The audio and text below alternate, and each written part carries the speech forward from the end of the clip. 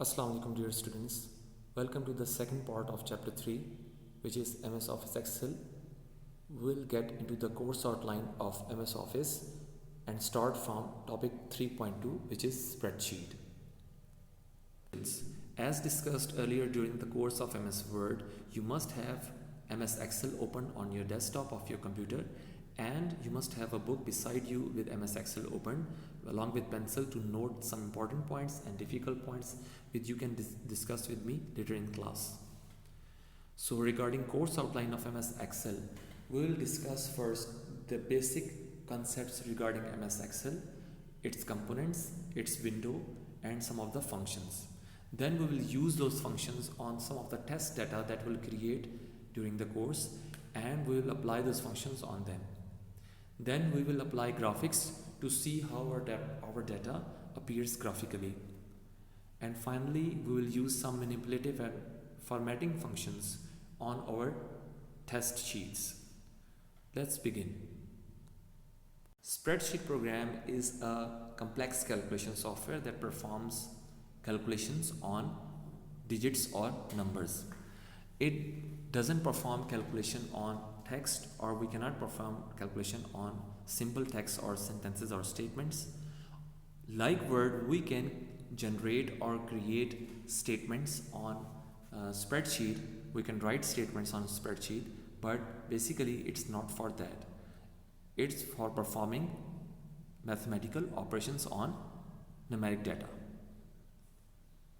Spreadsheet is a part of MS Office suite, so you can access spreadsheet by going to the start button as done earlier with MS Word, and click on all programs and click on the MS Office package. From there you can select the MS Excel.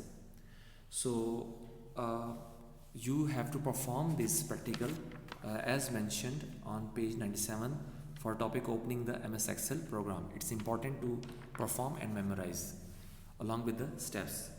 So next up is the grid of MS Excel, or the components shown on the MS Excel window.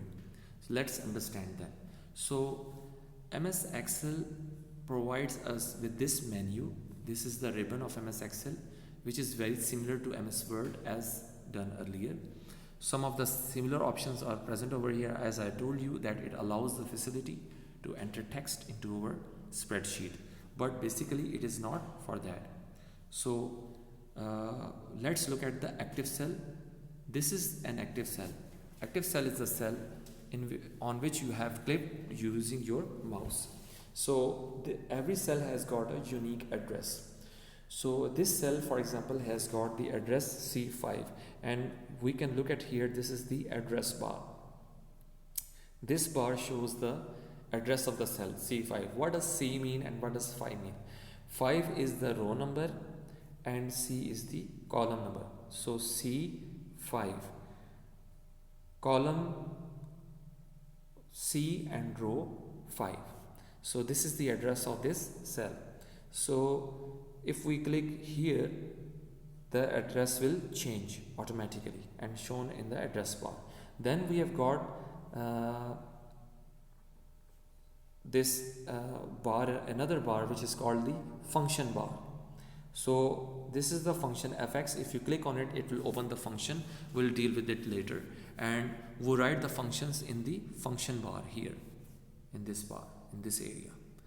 Then we have the row numbers and columns. So rows start from 1 to 3 in ascending order, going below, and A, B, C are the column numbers starting from A, going from left to right. This whole sheet is called the worksheet window. Then we have next, let's understand the MS Excel grid. So whenever you open MS Excel from all programs, it will show this window to you. So here we have got this cell which is highlighted with the black lines. This is called the active cell. So active cell is the cell on which you have clicked.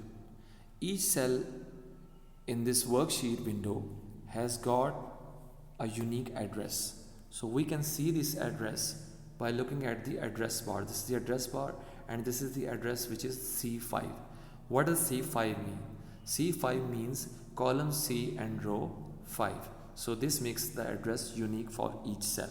So every cell has got, for example, first cell has got address A1 and so on and so forth.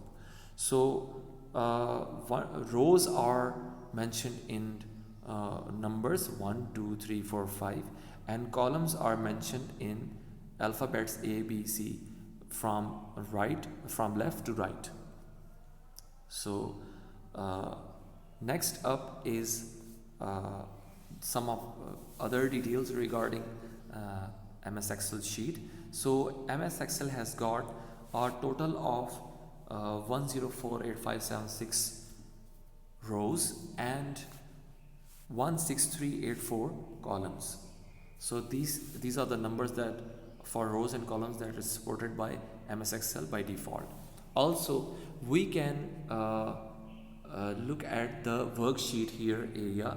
Each worksheet is called a spreadsheet or workbook, which is presented with 3 basic sheets. Each workbook is presented with 3 basic sheets named sheet 1, sheet 2 and sheet 3.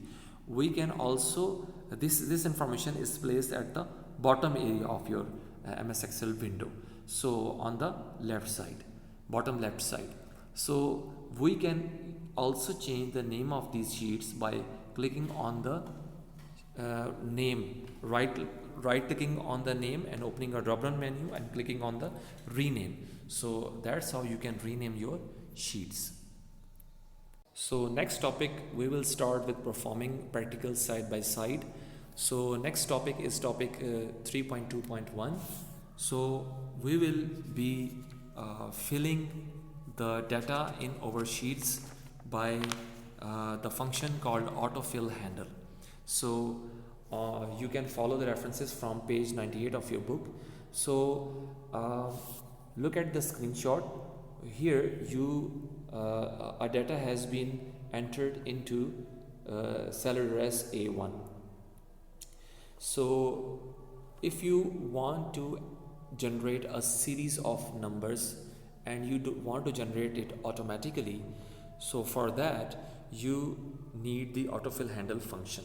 How you perform that? First, if you want to generate numbers from 1 to 7, write 1 in cell A1 and then press enter, and then write 2 just like before in cell A2.